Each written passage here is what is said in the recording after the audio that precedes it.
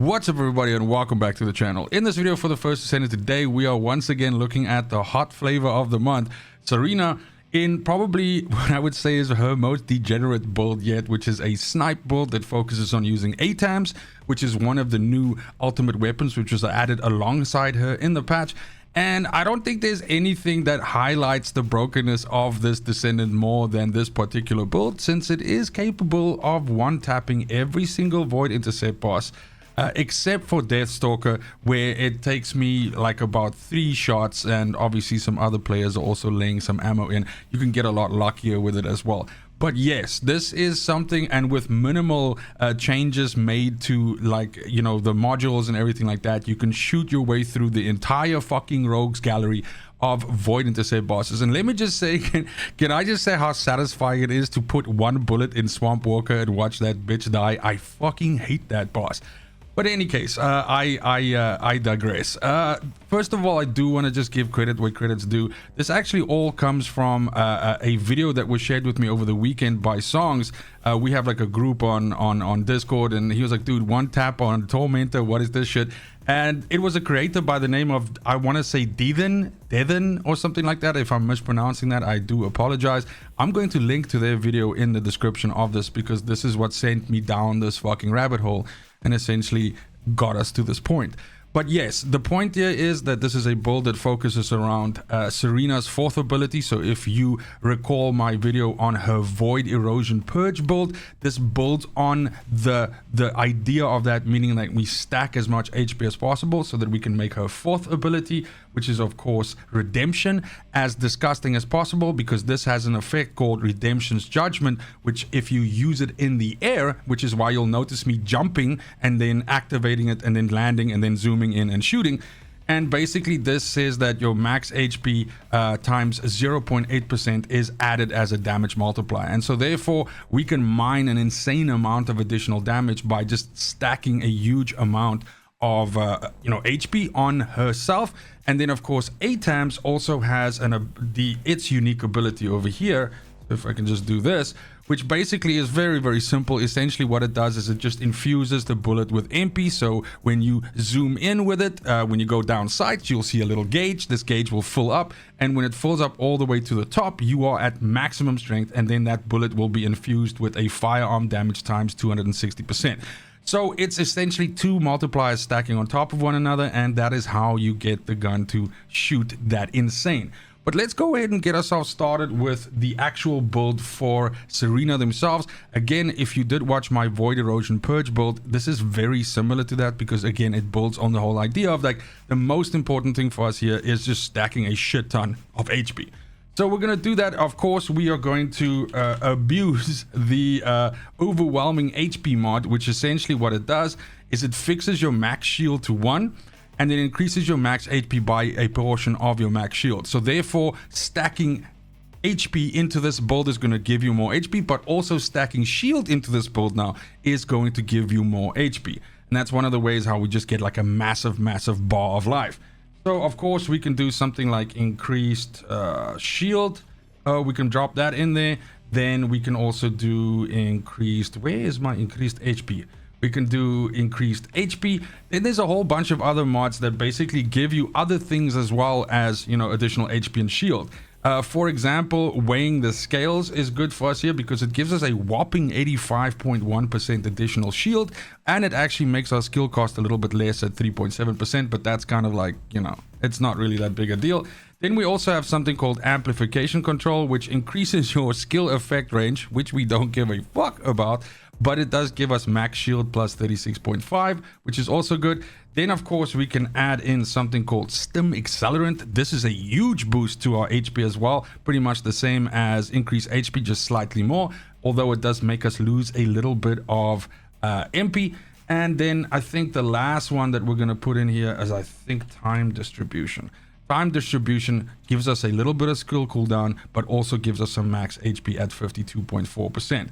Now, once we have all of that in place, and of course, this is affected by things like the arc tuning board and so on, so we'll still look at that.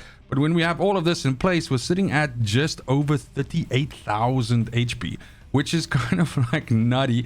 So first of all, you are hyper tanky, but that doesn't really matter because you're still one-tapping everything, so it is what it is. But nonetheless, this means that the infusion from Redemption as to additional damage for us based on our max HP is huge. All right, so going back here, we're just going to round this out quickly. Just giving us a little bit of additional damage is something called Shot Focus, which by now, hopefully everybody has, since it's easier to get this now. We also want to pick up Skill Extension, because the point is, this buff, right, it lasts for a certain duration. You can see there, once again, let me move my face. You can see Redemption's Judgment lasts for 13 seconds, but by increasing the duration, we get to 17.7 seconds, which is super, super comfortable. And basically what that means is you can activate the buff while the countdown is still going down before the boss actually spawns into the arena. And then you can already aim down sights and just wait while the buff is just running there in the background, and pretty much you're ready to go, and you put the bullet in the enemy, and it's bye-bye. So the last mod is a swing slot. I just end up running like energy collection because I kind of like I was using it on my other builds, so I just didn't switch it to anything else. But I think more like skill cooldown could be good here in case you fuck up and you want your redemption back faster. So for example, like at the moment right now, it's on an 86-second cooldown, but that's because mostly I sort the fight out with the first bullet. And failing that, if I somehow whiff it or miss my shot or it doesn't crit or something like that, then I just jump off the back of the arena and fucking reactivate and go again. So, however, if you are playing in groups, then you might want this thing back more regularly. Like Deathstalker could be a good reason, for example, like trying to drive your cooldown down. So then I would replace energy collection with something else. You don't really need this because you aren't necessarily going to be flying around the arena. You aren't going to be burning a lot of MP. And the effect that you get from A-Tams where it consumes some of your MP for a bullet is so minuscule actually that it doesn't really need this kind of like a sustain to speak of. But this is the build right here. This is what I've been using in all of the footage in the background, obviously. Then we also need to, of course, look at the reactor and our external components. So the reactor here, I have skill cost and skill cooldown. Once again, skill cooldown is really good for us. The actual reactor type doesn't matter. It's really only the substats that you want. It just happens to also be a burning singularity reactor, which is pretty much like her best reactor or best in slot reactor. However, the substats are what matter. Skill cost and skill duration. Actually, the same reactor that we use for Void Erosion Purge, which is skill cooldown and skill duration, is also fine. But as long as I feel like as long as you have skill cooldown on there, at least you're already like, going in the right direction. But when we look at the external components, the same as the setup that we had for Void Erosion Purge is true here as well. You want as much HP as possible, which means that you want 4 rolls of 646, meaning like you want the intrinsic buff or the intrinsic stat of your external component to be HP, and it needs to be 646, not that 484 bullshit or whatever, right? So you want 646. So in my case here, I have just a normal golden auxiliary power with max HP on, and then also a max HP roll, which means that you in total have 5 HP rolls. So that's 1, 2, 3, 4, and then the 5th one on here. That's the maximum amount of HP that you can get from your gear. And then the cherry on the cake is in your processor, you also want max shield as a roll there. So that's it. If you have that set up, that is pretty much how I get to this, obviously alongside like the arc tuning and the mods and all of that stuff that we have in the build. Specifically for me, like I said, I just want to flash what I'm using here. I'm using just a normal generic auxiliary power. Then I'm using 1-piece Frozen Heart. I'm using 1-piece Annihilation Memory, and I'm using 1-piece Distorted Resolve. There are different combinations that allow you to get to the same thing, but this is just the one that works for me. In terms of the substats of your other components, really the only one that I think is, I guess, useful if you are looking to do this in group-based content and you want to be in fights where you can get your ability back faster or you can get your MP back faster, max MP and MP recovery in combat is always good. It's just generally really good roles to have, but the rest of the stuff doesn't really matter. You can be tankier with things like resistances and defense and so on, but again, if the build does what it's supposed to be doing, what it says on the box, you should be killing the enemy before they even get close to putting any damage or hands on you. So then we need to talk about A-Tams. So I've already shown the unique ability, but just a quick little refresher in case you're only tuning in now. But A-Tams, pretty much what it does is when you aim down sights, there's a little gauge that fills up. As this gauge fills up, it consumes MP. And once the gauge reaches its full, like 100%, you will deal 260% additional damage with the bullet. All right. And then after you shoot one, the gauge will fill up again. So you can essentially, it doesn't fill up and then you can shoot 3 bullets. It's 1 fill up per bullet, if that makes sense. So then setting it up is probably what I would consider the most straightforward way that you would essentially build a sniper rifle. What is very, very important for us is we want to crit. Now, there is, at least from what I've tried, there is no way to get to 100% crit. We can get as very, very close as possible to it, but the point is we want to stack our crit as high as possible so that we can almost always get a crit. But there will be times that you won't crit, and that means that you'll have to fire a second shot, because you'll basically deal half the life bar of the enemy, and then the second shot will be the kill shot. That being said, I was having fun with this on stream pretty much, I think 2 nights back, or a night back as of the recording of this. And it was pretty much just like, I think I was 1 out of every 4 kills would not crit. So then it would be like, oh shit, I gotta do 2 bullets. But yeah, still nonetheless, you need the crits for the 1 hit. So let me be very clear about that. If you don't crit, you're not gonna 1 hit. It's as simple as that. Okay, but we're gonna start out with the normal stuff. So that's action and reaction and rifling reinforcement. All right. That's just normal. That gives us both firearm attack, and it's pretty much like the standard setup for every single weapon in the game. Next, we want to do crit, and we want to do crit damage. So for that, we have the 2 blue better mods. So we have better insight, which gives us critical hit rate, and we have better concentration, which gives us critical hit damage. Maybe I should just quickly also just show the base stats. So the base stats of this is pretty good. Like this thing starts out at like almost 60% critical hit rate and a 3.3 multiplier. Of course, this is affected by things like substats and your weapon cores, but the base of this already starts fairly high, which is really, really advantageous to us, because it means that we can get very close to that, 100% crit rate. So we're going to go better insight, as I said, for critical hit rate, and we're going to go better concentration for critical hit damage. So now we're growing quite nicely. Next, we want to just further hone in on that critical hit rate and critical hit damage. And for that, there are 2 purple mods we can use. There's one called Edging Shot. Edging Shot gives us a pretty substantial boost to our critical hit rate, but it does tank our firearm attack a little bit by 15%. But nonetheless, this additional crit is necessary for us. And then we can also use something called Concentration Priority. Concentration Priority gives us a fairly decent amount of critical hit damage as well, but it actually also tanks our reload time modifier ever so slightly. However, again, since this is a 1-tap build, you very rarely have to go past the 3 bullets which are in the weapon to begin with. And so by the time you're reloading, whatever you're shooting at is usually dead. Now, also, you want to capitalize on hitting weak points, right? Because the point is you are going up against void intercept bosses. This is not a mobbing build. This is not a mobbing weapon. So you have no excuse for not hitting weak points. And it's essential, once again, if you want those juicy 1-taps, that of course you hit the weak points. So what you can do is you can use a mod called weak point, just the blue one. So it should be down here, weak point sight. And then for our golden mod, we can use weak point expansion. So this is on a weak point hit, weak point damage plus 140%. And this is on a 10-second cooldown. So these are our weak point mods, and this is what gets us that additional damage on weak point. Now, for the last 2 mods, these are your element slots. So you can see that I have 3 different configurations already. I have a toxic A-Tams, I have a fire A-Tams, and I have an electric A-Tams.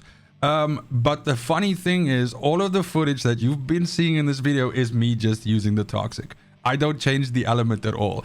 I originally built it this way and then started configuring these final ones, and you can see I even gave up halfway. I haven't even finished the electric configuration yet because I just kill everything with toxic. So even stuff that is strong defense to toxic still fucking eats it. So we're gonna put in here, we're gonna put in something called toxic enhancement. And that's going to take 30% of our firearm attack and convert it into toxic damage. A-Tams by itself does not have an element, so this is how you get additional elemental damage onto the weapon. And of course, that is essential for getting that additional damage that you need to get that juicy 1-tap. Next is we are also using a mod called Toxic Gun Barrel. Now, usually how this works is you take toxic enhancement and you take poison priority, but poison priority and toxic gun barrel gives a huge amount of toxic attack, way more than poison priority, but it does have the fire rate penalty of negative 25%. However, with a sniper rifle, that doesn't matter, so therefore this is a deficit that we don't have an issue with and just gives us a massive boost to our damage. So this is the setup right here. As I said, if you want to build multiple elemental configurations, you just swap out the last 2 slots with whichever, one you're looking for, and that's pretty much it. So then for our substats and our weapon cores, first of all, let me just say that the substats, once again, is very, very straightforward. You're going to go for firearm attack, you're going to go for weak point damage, you're going to go for firearm critical hit damage, and you're going to go for firearm critical hit rate.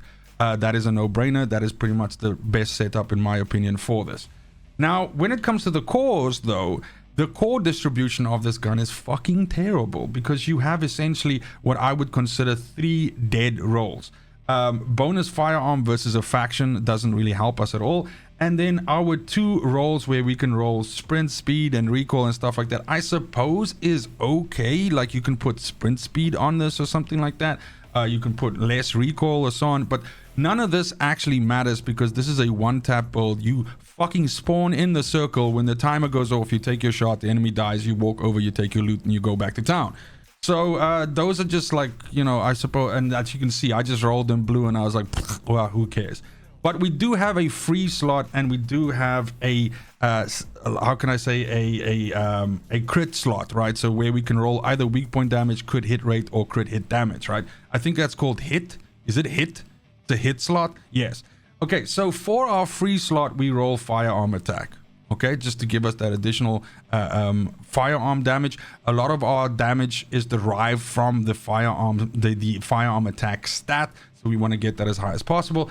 And then firearm critical hit damage is good for us here, because we get very close to 100%. I'll show you just now. So rolling critical hit rate here would overcap us and kind of like waste a lot of stat, whereas firearm critical hit damage is essential for us here, because that means that when we do crit, and you will crit, you are going to deal a fuck ton of damage. And when we look at the final stats of the weapon, we can see that we're very, very, very close to that 100%, 93.75% to be exact, at a 4.4 times multiplier, and also just sitting with a nice 2.4 times on a weak point. So really, really comfy setup right here, and just awesome. Basically, like I said, I feel I hope I'm not over rounding this, but I feel like I was out of every 4 fights, I was one tapping 3 times, and then every 4th attempt would be like me whiffing the shot, or it not taking a crit or something, and then I'd have to put 2 bullets in the enemy to kill them. But yes. Now, not last but least, I always do that, but there's technically speaking 2 more things we have to look at. So we're going to look at the arc tuning board. This is super, super important for us, because you kind of like have to go spread eagle across the whole thing. So what you want to do is you want to go down all the way here to enhanced max HP. This is essential for us to just get that high HP value that we have. You're picking up all of these HP nodes along the way. This fucking fire resistance is like, who gives a fuck? But the point is, you want to get to this enhanced max HP node.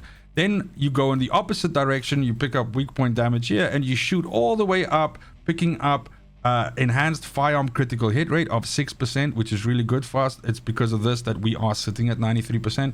And then you can also pick up firearm critical hit damage of 9% here, and a nice little 2.6% additional firearm attack here, before you end up on this node here, which is an additional 5.8%. Now, bear in mind that this is not the highest possible damage that I can put out with this, because you can see that I can still improve that firearm attack roll, and I can still improve that firearm critical hit damage roll as well. So there's a little bit of additional damage that we can essentially juice out here.